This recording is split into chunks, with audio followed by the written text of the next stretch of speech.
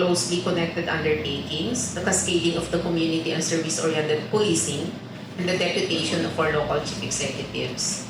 These are not separate activities but two expressions of one responsibility: leadership in public safety. It is not just authority. It is accountability for peace, order, and trust of your community.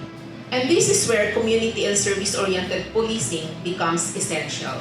A deputized mayor who leads through CSOP is a mayor who delivers safer, more orderly, and more trusted communities. Napakahalaga po ng pagtalakay tungkol sa CSOP pagkat dito na-define yung role ng PNP para sa pagpapanatili ng katahimikan at kapayapaan ng komunidad. Napakaganda pang proyekto na ito actually.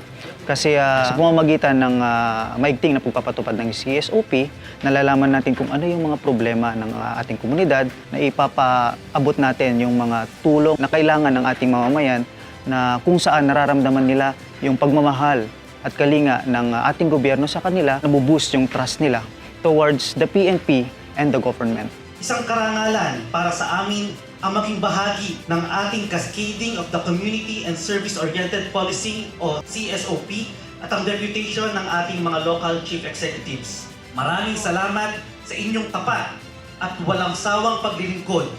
Batid namin ang sakripisyo at ang panganib na inyong hinaharap araw-araw, alang-alang sa kaligtasan at kapayapaan dito sa ating lalawigan.